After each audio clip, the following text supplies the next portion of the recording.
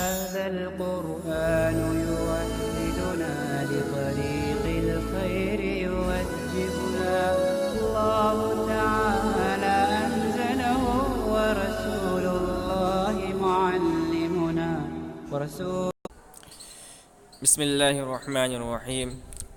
ودر نماز صبح روز جمعہ پیغمبر علیہ السلام سورہ الف لام میم سجدہ و سورہ دہر خواندہ.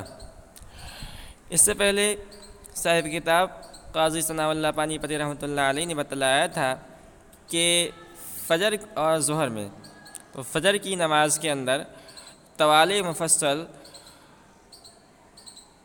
پڑھنا یہ مسنون ہے. طوال مفصل بتلایا تھا کہ سورہ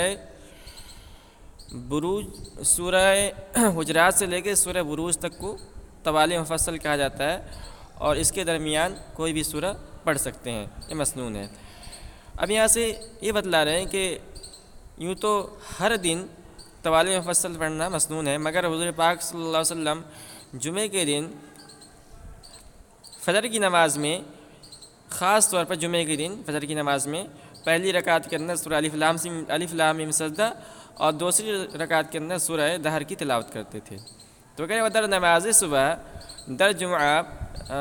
نماز صبح روز جمعہ کے دن فجر کی نماز میں پیغمبر علیہ السلام رسول اللہ صلی اللہ علیہ وسلم الف لام میم سجدہ و سورہ دہر خواندہ، سورہ الف لام میم سجدہ اور سورہ دہر کی تلاوت فرماتے تھے. ومقتدی ساکت باشد، اور مقتدی خاموش رہے. ومتوجہ بقراءت امام، اور امام کی تلاوت کی طرف متوجہ رہتے. تو مقتدی ساکت باشد و متوجہ بقراءت امام، اور مقتدی خاموش اور امام کی تلاوت کی طرف متوجہ رہتے. اب آگے بتا رہے ہیں کہ ودر نوافل برآیت ترغیب و ترہیب، دعا و استغفار و تعوذ از دوزخ و درخواست بہشت مسنون است. کہنے کہ یوں تو فرائض کے اندر اگر قرات ہو، امام صاحب قرات کرتے ہوں فرض نمازوں کے اندر، تو مقتدی کے لیے خاموش ہونا ضروری ہے. مقتدی کچھ بھی نہیں کہے گا. اگر کوئی ترغیب کی آیت آ رہی ہے، یعنی جس کے اندر جنت وغیرہ کا ذکر ہے، یا ترہیب کی آیت آ رہی ہے، عذاب وغیرہ کا ذکر ہے، تو اس پر بھی مقتدی کو کچھ نہیں کہنا ہے فرائض کے اندر. ٹھیک ہے. مگر اگر نفل نماز آدمی پڑھ رہا ہے، خواہ منفرد پڑھ رہا ہے یا امام کے ساتھ پڑھ رہا ہے، تو اس میں اگر کہیں ترغیب کی آیت آ رہی ہے، ترہیب کی آیت آ رہی ہے، یا دوزخ وغیرہ کسی پناہ کا ذکر آ رہا ہے، جنت کی طلب کا ذکر آ رہا ہے، تو اس کے اندر مسنون کیا ہے کہ آدمی اس دعا کو مانگے کہ اللہ مجھے جنت عطا فرما، یا اللہ مجھے جہنم سے نجات عطا فرما. تو کہنے ودر نوافل بر آیت ترغیب و ترہیب، نوافل میں ترغیب و ترہیب کی آیت پر.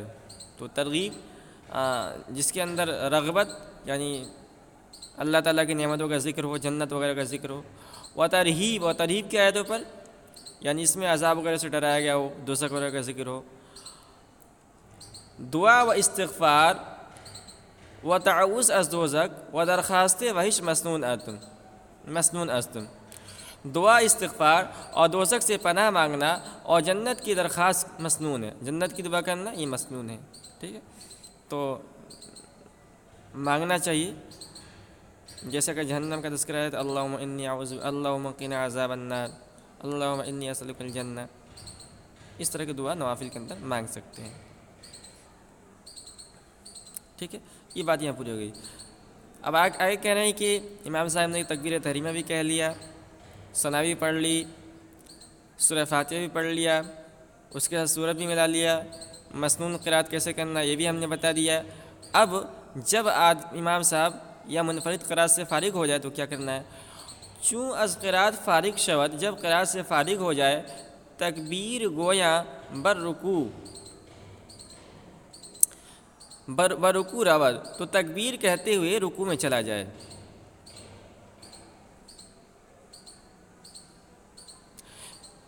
اب کہہ رہے ہیں کہ کیا رکوع میں جاتے وقت اور رکوع سے سر اٹھاتے وقت رفع یدین یعنی ہاتھ اٹھانا، جیسے تکبیر تحریمہ کے وقت ہم لوگ کان کی لو تک ہاتھ اٹھاتے ہیں، اسی طرح رکوع میں جاتے وقت اور رکوع سے اٹھتے وقت بھی ہاتھ اٹھایا جائے گا یا نہیں اٹھایا جائے گا؟ کہہ رہے کہ امام اعظم ابو حنیفہ رحمۃ اللہ علیہ کے نزدیک نہیں اٹھایا جائے گا، اور اٹھانا مسنون نہیں ہے، یعنی نہیں اٹھانا چاہیے، سنت کے خلاف ہے۔ امام شافعی رحمۃ اللہ علیہ وغیرہ قائل ہیں، ان کے نزدیک ضروری ہے۔ ہمارے نزدیک نماز میں صرف ایک مرتبہ ہاتھ اٹھایا جائے گا، اور وہ ہے تکبیر تحریمہ کے وقت۔ چوں از قرات فارغ شود تکبیر گویاں برکوع رود، جب قرات سے فارغ ہو جائے رکوع میں تکبیر کہتا ہوا جائے، وقت رفتن برکوع و سر برداشتن، اور رکوع میں جاتے ہوئے اور رکوع سے سر اٹھاتے ہوئے، و سر برداشتن ازا، اور رکوع سے سر اٹھاتے ہوئے، رفع یدین نزد امام اعظم سنت نیز، رفع یدین امام ابو حنیفہ رحمۃ اللہ علیہ کے نزدیک مسنون نہیں ہے، لیکن اکثر فقہا محدثین اس باتیں عامی کنند، مگر اکثر فقہا اور محدثین اسے مسنون قرار دیتے ہیں۔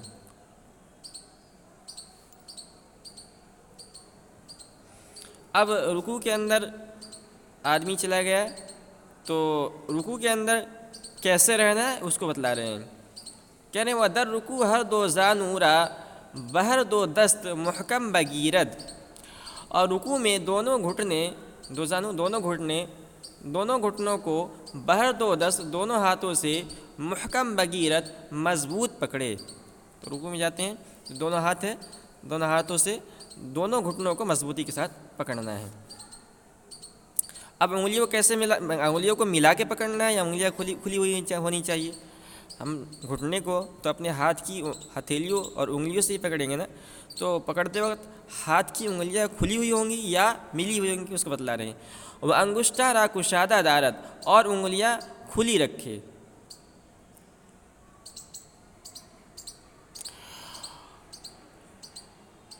وسر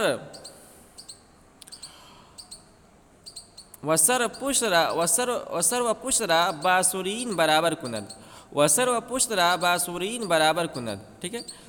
اب رکوع کے اندر جھکنا ہے نا، تو جھکنا کتنا زیادہ جھکنا ہے؟ تو کہہ رہے ہیں کہ اتنا زیادہ جھکنا ہے کہ ہمارے جو سورین ہیں، جو جس کو دبر بولتے ہیں، پیچھے جس سے ہم قضاء حاجت کرتے ہیں، تو وہ جو سورین ہے وہ، اور ہماری پیٹھ اور ہمارا سر، یہ تینوں ایک لیول کے اندر آ جائیں، جس کو ہم کہتے ہیں 90 ڈگری پر آ جائے، بالکل برابر ہو، ٹھیک ہے۔ کتنا برابر ہو کہ اگر اس پر پانی کا کوئی پیالہ رکھ دیا جائے تو وہ بالکل برابر، بالکل توازن ہو، چھلکے نہ، گرے نہ۔ وسر و پشرا باسورین برابر کند، اور سر اور پیٹھ کو سورین کے برابر کرے، یعنی اس تینوں کو ایک لیول میں لے کر آئے، ایک برابر ہونا چاہیے، ٹھیک ہے۔ اب کتنا دیر رکوع کے اندر ٹھہرے؟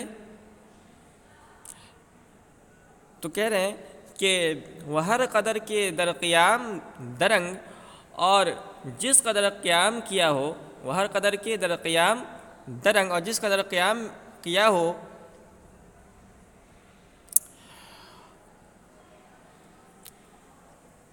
وہ ہر قدر کے در قیام درنگ کردہ باشد، اور جس قدر قیام کیا ہو مناسب در رکوع درنگ کند، تو مناسب ہے کہ اتنی ہی دیر رکوع کرے، ٹھیک ہے۔ تو رکوع میں مسنون یہ ہے کہ جتنی لمبی آدمی نے قیام کیا ہے، یعنی قرات کی ہے سورہ فاتحہ اور سورہ ملا کر، جتنی دیر آدمی نے قیام کیا ہے اتنی ہی دیر رکوع کرے۔ مثال کے طور پر 10 منٹ اگر آدمی نے قرات کی ہے تو بہتر یہ ہے کہ 10 منٹ رکوع کرے، ٹھیک ہے۔ مسنون طریقہ یہ ہے، ٹھیک ہے۔ اب یہ آدمی اگر منفرد اکیلے نماز پڑھ رہا ہے یا نفل نماز پڑھ رہا ہے، مثال کے طور پر اکیلے ہی پڑھ رہا ہے آدمی، تو اس میں تو بہتر یہ ہے کہ سنت کی رعایت کے ساتھ اس طرح کرے، جتنی دیر قیام میں کھڑا ہے اتنی دیر رکوع کے اندر کھڑا ہو، ٹھیک ہے۔ مگر آدمی اگر جماعت کے ساتھ امام ہے، لوگوں کو نماز پڑھا رہا ہے، تو ظاہر سی بات اگر اتنی لمبی نمازیں پڑھانے لگے تو مقتدی میں ہر قسم کے لوگ ہوتے ہیں، برداشت نہیں کر پائیں گے، تو مناسب انداز میں رکوع کر لے، بہت زیادہ لمبی نہ کرے تاکہ لوگ اکتا نہ جائیں۔ اور رکوع کے اندر کیا پڑھا جائے گا؟ وَسُبْحَانَ رَبِّ الْعَظِيمِ می گفتہ باشد، اور سبحان رب العظیم کہے، اب سبحان ربی العظیم کتنی مرتبہ کہیں گے؟ کہہ رہے ہیں ورعایت وطر کند و ادنا مسنون سے بار است، کہہ رہے ہیں ورعایت وطر کند، اور طاق عدد کی رعایت کرے۔ سبحان ربی العظیم کہنے میں طاق عدد کی رعایت کرے، 3 مرتبہ، 5 مرتبہ، 7 مرتبہ، 9 مرتبہ، 11 مرتبہ طاق عدد کی رعایت کرے، جفت کی رعایت نہ کرے، 2، 4، 6، 8۔ وہ ادنا مسنون سے بار است، اور ادنا مسنون مقدار 3 بار کہنا ہے، تو کم سے کم 3 بار کہنا مسنون ہے، 3 بار سے اگر کم کہے گا تو تاریکی سنت ہوگا۔ اور مقتدی بعد امام برکوع و سجود رود، کہہ رہے مقتدی امام کے رکوع اور سجدے میں جانے کے بعد رکوع اور سجدہ کرے۔ تو بہت سارے لوگ ہوتے ہیں امام صاحب کے رکوع میں جانے سے پہلے رکوع میں چلے جاتے ہیں، امام صاحب کے سجدے میں جانے سے پہلے سجدے میں چلے جاتے ہیں، کہہ رہے ہیں کہ یہ صحیح نہیں ہے، سنت کے خلاف ہے، اور اس کے بارے میں حدیث میں وعید بھی آئی ہے۔ و تقدیم مقتدی از امام در ارکان حرام است، اور سجدے و تقدیم مقتدی از امام، اور مقتدی کا امام سے پہلے، و تقدیم مقتدی از امام در ارکان، اور ارکان میں مقتدی کا امام سے پہلے جانا حرام است، حرام ہے۔ تو ارکان جیسے قیام ہے، رکوع ہے، سجدہ ہے، اگر آدمی امام سے پہلے جاتا ہے تو یہ مکروہ تحریمی ہے، سنت کے خلاف ہے اور مکروہ تحریمی ہے۔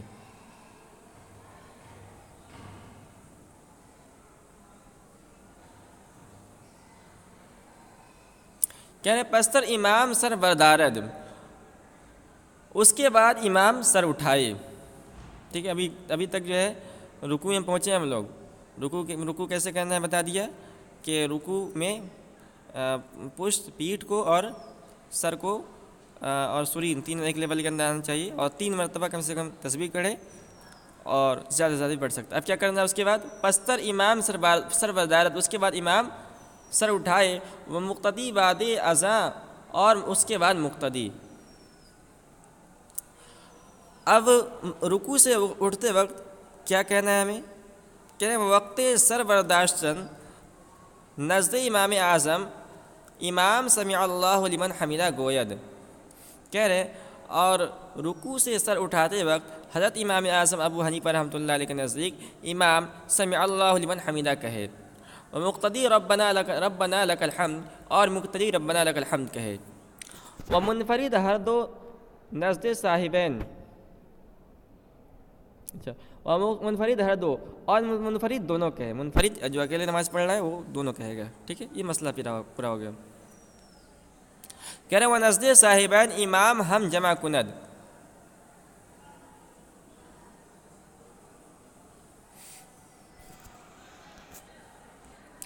کہہ رہے ہیں کہ ونزد صاحبین، اور صاحبین کے نزدیک، صاحبین امام ابو یوسف اور امام محمد، ونزد صاحبین امام ہم جمع کند میانی ہر دو، اور امام ابو یوسف اور امام محمد کے نزدیک امام بھی دونوں کہے، یعنی امام ابو حنیفہ رحمۃ اللہ علیہ کے نزدیک تقسیم ہے، امام سمع اللہ لمن حمیدہ کہے گا اور مقتدی لوگ ربنا لک الحمد کہیں گے، لیکن صاحبین کہتے ہیں کہ امام دونوں بھی کہے گا، سمع اللہ لمن حمیدہ بھی کہے گا زور سے، اور آہستہ سے ربنا لک الحمد کہے گا۔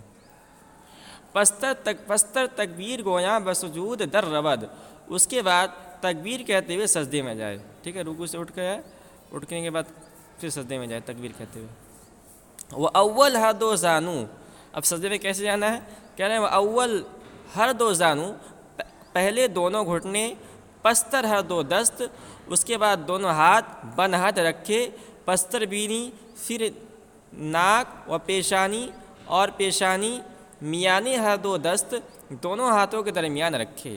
تو بعض لوگ سجدے میں سنت کو ترک کر دیتے ہیں، سجدے میں جاتے ہیں پہلے دونوں ہاتھ کو رکھ دیتے ہیں، پھر بعد میں گھٹنا وغیرہ رکھتے ہیں۔ کہہ رہے ہیں کہ سنت طریقہ یہ ہے کہ آدمی سجدے میں جاتے وقت پہلے دونوں گھٹنے رکھے، ٹھیک ہے، دونوں گھٹنے رکھنے کے بعد اس کے بعد دونوں ہاتھوں کو رکھے، ٹھیک ہے، اور دونوں ہاتھوں کو رکھنے کے بعد دونوں ہاتھوں کے درمیان اپنے ناک کو پہلے رکھے گا، پھر پیشانی کو رکھے گا۔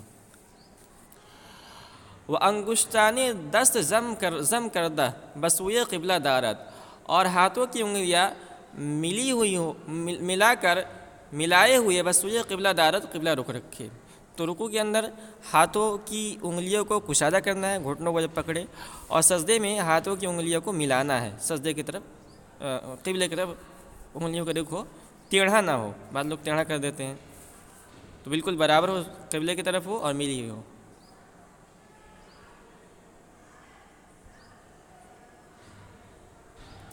کہہ رہے ہیں و بازو را از پہلو و شکم را از ران و ساق و زرا را از زمین دور دارد، اور بازو پہلو سے، و شکم را از ران اور پیٹ ران سے، و ساق و زرا اور پڈلی اور ہاتھ، از زمین سے دور دارد دور اٹھائے رکھے۔ تو سجدے میں بالکل چمٹا ہوا نہیں ہونا چاہیے، بعض لوگ بالکل چمٹ جاتے ہیں۔ تو سجدے میں کہہ رہے ہیں کہ جو بازو ہے وہ پہلو سے، ٹھیک ہے، تو اگر جگہ کشادہ ہے، یعنی مقتدی بالکل ملے نہیں ہے، تھوڑا بہت تو جگہ ہونی چاہیے دو مقتدی کے درمیان ہلکا سا، تو اپنے دونوں بازوؤں کو پہلو سے الگ کر لے، تھوڑا سا باہر نکال لے، لیکن انگلیاں بھی برابر ہونی چاہیے، ٹھیک ہے۔ اور اسی طرح پیٹ یہ ران سے اوپر اٹھا ہوا ہو، حدیث کے اندر آتا ہے نا کہ اتنا کشادگی ہوتی تھی زمین سے، اتنا آپ صلی اللہ علیہ وسلم اٹھے ہوتے تھے کہ بکری کا بچہ آپ کے اندر سے نکل کر چلا جاتا تھا۔ اور اسی طرح پنڈلی اور ہاتھ زمین سے دور اٹھے ہوئے ہوں، ٹھیک ہے۔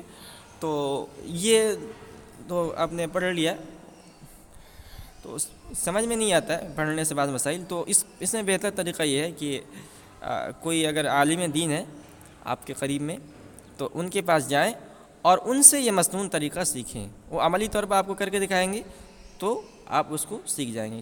اب ہم نے جو بتایا کتاب کے اندر ہو سکتا ہے کوئی سمجھ میں نہ آیا ہو، تو یہ سب عملی مسائل ہیں، ٹھیک ہے۔ یہ تو تھا مرد کے سجدہ کرنے کا طریقہ۔ وزن پس سجدہ کند، کہہ رہے اور عورت پس سجدہ کرے۔ وہیں ہمارا باہم پیوستہ دارت، اور ان سب کو باہم ملائے رکھے۔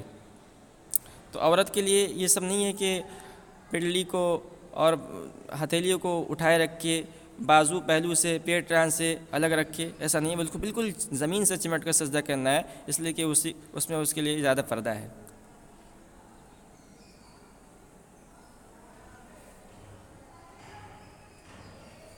کہہ رہے ہیں وہ مناسب قیام رکوع و سجدہ کند، اور قیام کے بقدر رکوع و سجدہ کرے۔ ہم نے بتایا کہ اگر آدمی اکیلے نماز پڑھ رہا ہے تو بہتر یہ ہے کہ جتنی لمبی اس نے قیام کی ہے اتنی لمبی رکوع کرے، اتنی لمبی سجدہ کرے، اور اگر امام صاحب ہیں جماعت کے ساتھ نماز پڑھا رہے ہیں تو بھی بہتر یہ ہے کہ سنت کی رعایت کے ساتھ کریں، لیکن اتنا زیادہ لمبا نہ کریں کہ مقتدی لوگ اکتا جائے۔ وسبحان ربی العلیٰ برعایت طاق می خاند، اور سجدے میں سبحان ربی العلیٰ طاق عدد کی رعایت کرتے ہوئے خانت می خانت پڑھے، می خواندہ باشد پڑھے۔ وہ ادنا آس کے 6 بار بخاند، اور ادنا مسنون عدد یہ ہے کہ تین مرتبہ بآہستگی و اطمینان، 3 مرتبہ آہستہ اور اطمینان سے کہے، ٹھیک ہے۔ تو سبحان ربی الاعلیٰ پڑھنا ہے سجدے کے اندر کم سے کم 3 مرتبہ، اور اطمینان سے پڑھنا ہے، اور زور سے نہیں پڑھنا ہے، آہستہ سے پڑھنا ہے۔ بعض لوگ ہوتے ہیں سبحان ربی الاعلیٰ جلدی پڑھ کے اٹھ جاتے ہیں، ایسا نہیں ہے، اطمینان سے پڑھنا چاہیے۔ پستہ تکبیر گویا سر بردارد، اس کے بعد تکبیر کہتا ہوا سر اٹھائے، وہ بھی نشیند اور بیٹھ جائے، وہ بھی نشیند اطمینان، اور اطمینان کے ساتھ بیٹھ جائے، جس کو ہم جلسہ کہتے ہیں، 2 سجدوں کے درمیان اطمینان سے بیٹھنا۔ اب سجدے میں دونوں سجدوں کے درمیان جس کو ہم جلسہ بولتے ہیں، اس کے اندر یعنی بڑی کیا کہتے ہیں، کوئی بہت زیادہ منقول نہیں ہے کہ کوئی کوئی مسنون یعنی خاص دعا پڑھنی ہے، لیکن انہوں نے ایک دعا بتلائی ہے۔ تو یہ دعا کیا ہے؟ دونوں سجدوں کے درمیان جو دعا پڑھی جائے، بہتر یہ ہے کہ آدمی اس کو نوافل کے اندر پڑھے، فرائض کے اندر نہ پڑھے اس کو۔ وبخانت اللہم اغفر لی ورحمنی وہدنی ورزقنی ورفعنی واجبرنی، اور یہ دعا پڑھے دونوں سجدوں کے درمیان، ٹھیک ہے؟ تو نفل نماز کے اندر اس دعا کو یاد کریں اور پڑھیں، فرائض کے اندر اس کو نہ پڑھیں۔ پستر تکبیر گویا بعد سجدہ کند، پھر تکبیر کہتا ہوا پھر سجدہ کرے مثل اول، پہلے سجدے کی طرح۔ وہ ہم چنا تسبیحات گوید، اور اسی طرح تسبیحات پڑھے، یعنی سبحان ربی اعلیٰ پڑھے، 3 مرتبہ پڑھ سکتا ہے، 5 مرتبہ پڑھ سکتا ہے۔ پستر تکبیر گویا برخیزد، پھر تکبیر کہتا ہوا اٹھے۔ اب سجدے سے کیسے اٹھنا ہے؟ تو سجدے سے اٹھنے کے مصنون طریقہ بتا رہے ہیں۔ وہ اول رو، سجدے سے پہلے چہرے کو اٹھائے، پس ہر 2 دست، پھر دونوں ہاتھوں کو اٹھائے، پستر زانو ہا، پھر گھٹنے اٹھا کر برداشتہ کھڑا ہو جائے۔ پستر زانوہا برداشتہ استادہ، پھر گھٹنے اٹھا کر کھڑا ہو جائے، ٹھیک ہے، بالکل کھڑا ہو جائے۔ پستر زانوہا برداشتہ استادہ شود، پھر گھٹنے اٹھا کر کھڑا ہو جائے۔ ورکعت ثانیہ، اب یہاں سے دوسری، تو پہلی رکعت کی مکمل تفصیل بیان کر رہے ہیں نا، بالکل تفصیل کے ساتھ۔ کیا ورکعت ثانیہ مثل اولا خاند، اور دوسری رکعت پہلی رکعت کی طرح پڑھے۔ تو دوسری رکعت کو پہلی رکعت کی طرح پڑھنا ہے، لیکن دوسری رکعت کے اندر کچھ چیزیں نہیں پڑھنی ہیں۔ کیا کیا نہیں پڑھنی ہے؟ بدون ثنا و تعوذ، ثنا اور تعوذ کے بغیر، تو ثنا بھی نہیں پڑھنا ہے اور اعوذ باللہ من الشیطان الرجیم بھی نہیں پڑھنا ہے۔ وچو رکعت دوم تمام کند، اور جب دوسری رکعت پوری کر لے، پائے چپرا بگستر اند، تو بائیں پیر کو بچھا کر۔ اب یہ تشہد میں بیٹھنے کا طریقہ بتا رہے ہیں کہ 2 رکعت آدمی نے مکمل کر لی، اور دوسری رکعت میں جب آدمی نے دوسرا سجدہ کر لیا، دوسرا سجدہ کر کے اب بیٹھنا ہے، تو کیسے بیٹھنا ہے؟ کہہ رہے ہیں کہ پائے چپرا بگستراند اور براں بنشیند، تو بائیں پیر کو بچھا کر اس پر بیٹھ جائے۔ تو جیسے ہم بیٹھتے ہیں نا تشہد کے اندر، وہی طریقہ بیان کریں کہ بائیں پیر کو بچھانا ہے، وہ پائے راست را استادہ، اور دایاں پاؤں کھڑا رکھے۔ وہ پائے راست را استادہ دارت، اور دایاں پاؤں کھڑا رکھے۔ وہ انگشتانی ہر 2 پائے را متوجہ قبلہ دارت، اور دونوں پاؤں کی انگلیاں قبلہ رخ کریں۔ بعض لوگ جب دائیں پیر کو کھڑا کرتے ہیں تو اس کی انگلیاں یہ مخالف قبلہ ہو جاتی ہیں، یہ خلاف سنت ہے، انگلیاں قبلہ رخ ہونی چاہیے حتی الامکان۔ تو دونوں پاؤں کی انگلیاں، جو بچھا رکھا ہے اس کی بھی، اور جو کھڑا کر رکھا ہے دونوں کی انگلیاں، پیر کی انگلیاں قبلہ رخ ہونی چاہیے۔ وہ ہر 2 دست را برہر 2 ران دارد، اور دونوں ہاتھ دونوں ران پر رکھ کے۔ وہ انگشت خنصر و بنصر از دست راست عقد کند، اور خنصر، تو دیکھیے یہ انگلیوں کے نام ہیں، خنصر، بنصر، وسطی، ابہام اور سبابہ۔ تو خنصر چھوٹی انگلی کو کہتے ہیں، کانی انگلی کو، بنصر اس کے بعد کی انگلی کو کہتے ہیں، وسطی بیچ والی انگلی کو کہتے ہیں جو سب سے بڑی ہے، اور سبابہ شہادت کی انگلی کو کہتے ہیں جس سے گالی دیا جاتا ہے۔ عورتیں جب گالی دیتی ہیں نا سبابہ کی انگلیاں اٹھاتی ہیں لوگ، اور تقریر کرنے والے مقررین تقریر کرتے ہیں تو اسی انگلی کو اٹھا کے تقریر کرتے ہیں، تو اس کو سبابہ کہتے ہیں، اور ابہام انگوٹھے کو کہتے ہیں، ٹھیک ہے؟ تو خنصر کانی انگلی کو کہتے ہیں، بنصر اس کے بعد والی انگلی کو کہتے ہیں، اور وسطی درمیان والی انگلی کو کہتے ہیں، ٹھیک ہے؟ تو کہہ رہے ہیں کہ وہ انگشت خنصر و بنصر، اور خنصر اور بنصر انگلی کو، ٹھیک ہے، از دست راست عقد کند، داہنے ہاتھ سے، تو داہنے ہاتھ کی خنصر اور بنصر انگلیوں کا حلقہ بنائے۔ وہ وسطی و ابہام را حلقہ کند، اور وسطی، تو وسطی درمیان والی انگلی کو کہتے ہیں، اور ابہام انگوٹھے کو کہتے ہیں۔ وسطی و ابہام را حلقہ کند، اور وسطی اور ابہام، اور پھر سے ہم پڑھتے ہیں، اور خنصر اور بنصر کا حلقہ بنائے، اور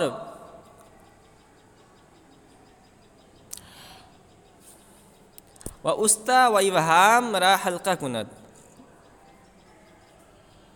اچھا پورے کو ملاتے ہیں، وہ انگشت خنصر و بنصر از دست راست عقد کند، اور دائنے ہاتھ کے خنصر اور بنصر انگلی کو ملا کر وہ وسطی و ابہام را حلقہ کند، اور وسطی اور ابہام کو ملا کر حلقہ بنائے، وہ انگشت شہادت را کشادہ دارد، اور شہادت کی انگلی کھلی رکھے۔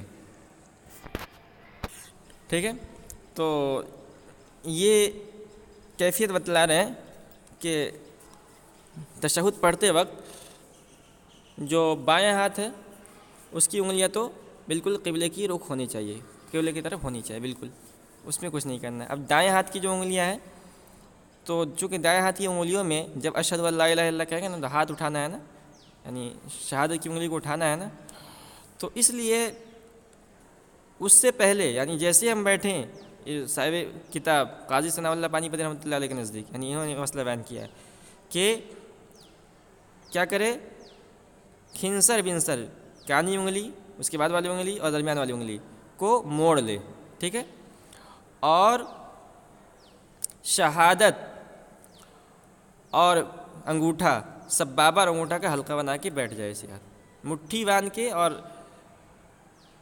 ابہام اور وسطی اور ابہام اور سبابہ دونوں کا حلقہ بنا لے، ٹھیک ہے، بیٹھ جائے ایسے۔ لیکن دوسری کتاب کے اندر لکھا ہے کہ آدمی جیسے اٹھ کر بیٹھے تو انگلیاں دونوں ہاتھ کی قبلہ رخ ہونی چاہیے، ٹھیک ہے۔ نماز کے اندر ایک جنرلی مسئلہ ہے کہ نماز کے اندر حتی الامکان ہاتھ اور پیر کی انگلیاں قبلہ رخ ہونی چاہیے، تو بہتر یہ ہے کہ آدمی یہ کرے۔ جب اشہد ان لا الہ الا اللہ کہنے کا وقت ہے اس وقت حلقہ بنانا چاہیے، جو کیفیت بیان کر رہے ہیں، ٹھیک ہے۔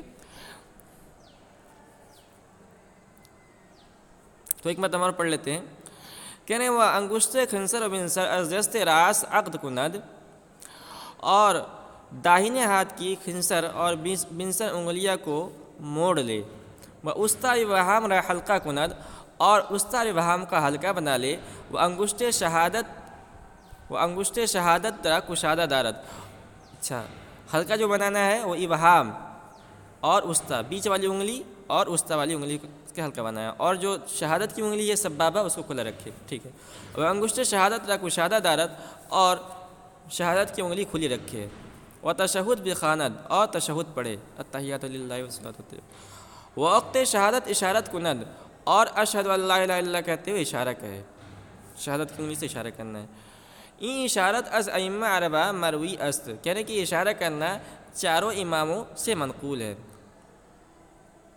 لیکن مشہور مذہب امام اعظم است کہ اشارہ نہ کند، مگر امام ابو حنیفہ رحمۃ اللہ علیہ کے مشہور مسلک یہ کہ اشارہ نہ کرے، ٹھیک ہے۔ تو چاروں ائمہ سے امام اعظم ابو حنیفہ اور امام شافعی، امام مالک، امام احمد بن حنبل رحمۃ اللہ علیہ اس اشارے کو کہتے ہیں کہ اشہد ان لا الہ الا اللہ جب تشہد میں پڑھے گا تو اشارہ کرے گا، لیکن یہ کہہ رہے ہیں امام صاحب کے مشہور مذہب ہے کہ اشارہ نہیں کرنا چاہیے، لیکن جس مذہب پر جس پر فتویٰ ہے جو شائع و ذائع ہے وہ یہ ہے کہ اشارہ کیا جائے، جو سب لوگ کہتے ہیں۔ وہ انگشتانی ہے دو دست متوجہ قبلہ دارت، اور دونوں ہاتھوں کی انگلیاں قبلے رخ رکھے، ودر قاعدہ اولا ب تشہد زیادہ نہ کند، اور قاعدہ اولا میں تشہد سے زیادہ نہ پڑھے، ٹھیک ہے۔ شاید قاعدہ اولا میں صرف تشہد پڑھنا ہے، اگر کوئی درشی پڑھ لیتا ہے تو پہلے مسئلہ چکا ہے اس کو سجدہ سو کرنا پڑے گا۔ بعد ازاں تکبیر گویا بسوئے رکعتی سوم برخیزت، اس کے بعد تکبیر کہتا ہے وہ تیسری رکعت کے لیے کھڑا ہو جائے۔ ورفع یدین دنی وقت نزد اکثر علماء اہل سنت است، اکثر علماء کے نزدیک اس وقت رفع یدین مسنون ہے، تو اکثر علماء کے نزدیک اس وقت رفع یدین مسنون ہے، امام شافعی، امام احمد بن حنبل وغیرہ رحمۃ اللہ کے نزدیک، تو امام احمد بن حنبل وغیرہ رحمۃ اللہ کے نزدیک مسنون ہے، امام شافعی اور امام ابو حنیفہ رحمۃ اللہ کے نزدیک مسنون ہے، نزد ابی حنیفہ اور شافعی، امام ابو حنیفہ امام شافعی رحمۃ اللہ کے نزدیک مسنون نہیں ہے۔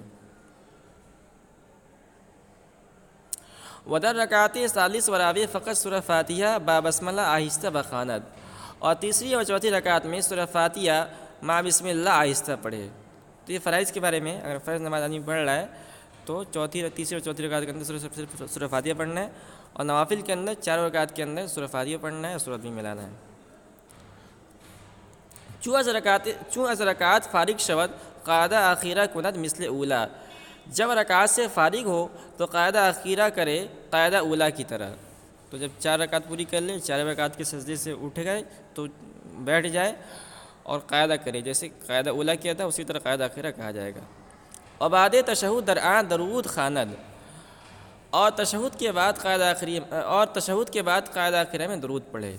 تو قاعدہ اخیرہ کے اندر پہلے تشہد پڑھنا ہے، التحیات للہ والصلاۃ والطیبات، اس کے بعد درود شریف پڑھنا ہے، اس کے بعد دعائے معصورہ پڑھنا ہے۔ اب درود شریف کیا ہے بتا رہے ہیں، اللہم صلی علی محمد الی آخری، یہ درود شریف ہے، اس کو پڑھنا ہے۔ درود ابراہیم بولتے ہیں، اللہم صلی علی محمد وعلی آل محمد کما صلیت علی ابراہیم، اس کو پڑھنا ہے۔ اللہم بارک علی محمد الی آخری، ٹھیک ہے، درود شریف ہو گیا، درود ابراہیم۔ پستہ دعا خواندہ مشابہ الفاظ قرآن، پھر الفاظ قرآن سے مشابہ دعا پڑھے۔ تو درود شریف کے بعد ہمیں پڑھنا ہے دعائے معصورہ، دعائے منقول، وہ دعا جو منقول ہے، ٹھیک ہے۔ تو ضروری نہیں ہے کہ جو ہم تو پڑھتے ہیں اللہم انی ظلمت نفسی ظلما کثیرا وہی دعا پڑھے، یہ کوئی ضروری نہیں ہے۔ تو الفاظ قرآن سے مشابہ دعا جیسے رب اغفر لی ولوالدی وللمؤمنین والمؤمنات ربنا آتنا فی الدنیا حسنۃ وفی الآخرۃ حسنۃ وقنا عذاب النار، اس کو بھی پڑھ سکتے ہیں۔ مگر ادعیہ معصورہ، وہ دعا جو منقول ہے حضور پاک صلی اللہ علیہ وسلم سے، اس کا پڑھنا بہتر ہے۔ تو الفاظ قرآن سے مشابہ دعا بھی پڑھ سکتے ہیں، اور وہ دعا جو حضور پاک صلی اللہ علیہ وسلم سے منقول ہے اس کو پڑھنا بہتر ہے۔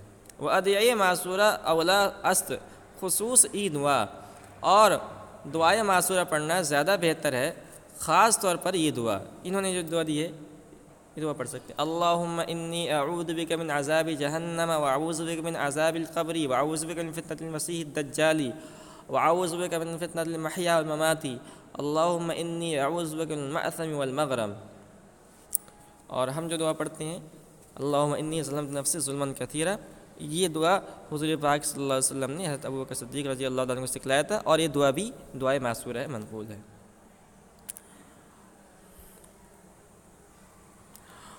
وزن در ہر دو جلسہ برسرین چپ بنشیند، اور عورت دونوں جلسوں میں بائیں سرین پر بیٹھے۔ تو دونوں جلسوں میں یعنی جب عورت بیٹھے گی تو مرد اگر بیٹھتا ہے تو بائیں پیر کو بچھاتا ہے اور دائیں پیر کو کھڑا کرتا ہے، اور عورت جب بیٹھے گی تو دونوں پیروں کو بچھا لے گی، سرین پر اپنے بیٹھے گی۔ وزن درہ دو جلسہ برسرین چپ بنشیند، اور عورت دونوں جلسوں میں بائیں سرین پر بیٹھے گی، دونوں پیروں کو دائیں طرف نکال لے گی اور سرین پر بیٹھ جائے گی، بائیں سرین پر۔ وہ ہر دو پا اس جانب راس بیرون آرد، اور دونوں پاؤں دائیں جانب سے نکال لے، ٹھیک ہے۔ اب یہ عورت کے بیٹھنے کا طریقہ معلوم ہوگا۔ اب آخر میں ہم نے دعائے معصورہ پڑھ لی، اب نماز سے نکلنا ہے۔ وہ سلام گوید ہے دو جانب، اور دونوں طرف سلام پھیرے، ٹھیک ہے۔ اب سلام پھیرنے میں ہم کس کو سلام کر رہے ہیں، کیا نیت کرنی چاہیے اس کو بتلا رہے ہیں۔ اور منفرد نیت کند ملائکہ را، اور منفرد فرشتوں کی نیت کرے، یعنی السلام علیکم ورحمۃ اللہ ہم کہہ رہے ہیں، یہ ہم فرشتوں کو سلام کر رہے ہیں جو کرامن کاتبین ہمارے کاندھوں پر بیٹھے ہوئے، ہم ان کو سلام کر رہے ہیں، منفرد جو اکیلا نماز پڑھ رہے ہیں۔ وہ امام مقتدیانی آ طرف، اور امام سلام پھیرتے ہوئے اس طرف کی مقتدیوں کی۔ تو اگر دائیں طرف جو سلام پھیر رہے ہیں امام صاحب، تو دائیں طرف جتنے مقتدی ہیں نیت کر کے میں ان کو سلام کر رہا ہوں، بائیں طرف جب سلام پھیریں تو بائیں طرف جتنے مقتدی ہیں میں ان کو سلام کرنے کی نیت کر رہا ہوں۔ اور اسی طرح فرشتوں کی بھی نیت کریں امام۔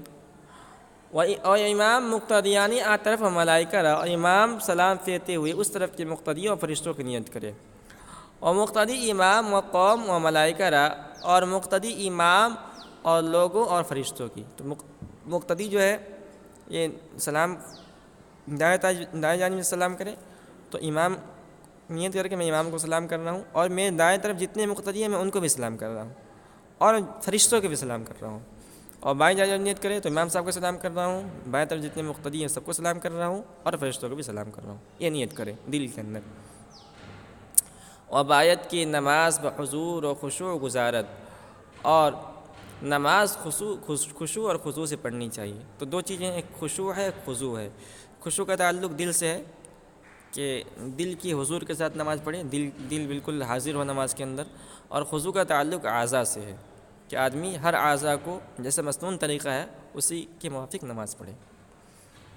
و نظر بسجدہ گاہ دارد، اور نگاہ سجدے کی جگہ رہے. تو جب قیام کی حالت میں سجدے کی جگہ کی طرف دھیان رہنا چاہیے، نگاہ رہنی چاہیے، اور رکوع میں دونوں پیر کی طرف، سجدے میں ناک کی طرف، اور اتحیات میں بیٹھتے وقت دونوں بازو کی طرف، دونوں ہاتھوں کی طرف. و بعد سلام آیت الکرسی ایک بار، و سبحان اللہ سی و سہ بار، و الحمد للہ سی و سہ بار، و اللہ اکبر سی و 4 بار، و کلمہ توحید ایک بار خواند. کہہ رہے کہ اسلام پھیرنے کے بعد جیسے آدمی اسلام پھیرے گا نماز سے نکل گیا، اب امام اور مقتدی کے نماز جو تعلق تھا وہ تعلق ختم ہو گیا. اب اس کے بعد کچھ بھی آدمی پڑھ سکتا ہے. اب انہوں نے ایک عمل بتلایا ہے، اس کو بھی ہم پڑھ سکتے ہیں. کیا ہے؟ آیت الکرسی ایک بار، ایک مرتبہ آیت الکرسی پڑھے. آیت الکرسی کی بہت بڑی فضیلت آئی ہے. ایک حدیث میں آیا ہے کہ جو آیت الکرسی نماز کے بعد، فرائض کے بعد پابندی سے پڑھتا ہے تو اس کے اور جنت کے درمیان صرف موت حائل ہوتی ہے. موت جیسے ہی ختم ہوگی آئے گی، آدمی جنت میں چلا جائے گا. و سبحان اللہ سی و سہ بار، اور سبحان اللہ 33 مرتبہ، و الحمد للہ سی و سہ بار، اور الحمد للہ 33 مرتبہ، و اللہ اکبر سی و 4 بار، اور اللہ اکبر 34 مرتبہ پڑھے. اس کی فضیلت آئی ہے. اس کو کہتے ہیں تسبیحات فقراء. نماز کے بعد جو تسبیحات پڑھی جاتی ہے اس کو کہتے ہیں تسبیحات فقراء. اور سوتے وقت بھی اس کو پڑھا جاتا ہے تو اس کو کہتے ہیں تسبیحات فاطمہ. آپ صلی اللہ علیہ وسلم نے ہر فرائض کے بعد فقیر لوگ جو غربا تھے انہوں نے شکایت کی تھی کہ مالدار لوگ تو ہم پر اپنے مال کی وجہ سے فضیلت لے جائیں گے، ان کے پاس مال ہے، وہ اللہ تعالیٰ کے راستے میں صدقہ و خیرات کرتے ہیں، لیکن ہمارے پاس تو کچھ نہیں ہے، ہم کیسے ان سے آگے بڑھ پائیں گے. تو آپ صلی اللہ علیہ وسلم نے ان فقراء کو یہ تسبیح سکھلائی تھی کہ تم اس کے ذریعے سے اغنیاء سے آگے بڑھ جاؤ گے. و 4 بار، و 4 بار سی و 4 بار ہو گیا. و کلمہ توحید ایک بار خواند، اور کلمہ توحید ایک بار پڑھے. کلمہ توحید یعنی لا الہ الا اللہ ایک مرتبہ پڑھے. تو اس عمل کو کر سکتے ہیں، کوئی مسنون نہیں ہے، کوئی ضروری نہیں ہے. نماز کے بعد ہم کچھ بھی پڑھ سکتے ہیں، کچھ بھی دعا مانگ سکتے ہیں اللہ تعالیٰ سے. ٹھیک ہے. ہمارے ہندوستان کے اندر رواج یہ ہے کہ نماز کے بعد اجتماعی دعا کرتے ہیں، تو وہ بھی جائز ہے مگر وہ بھی ضروری نہیں ہے.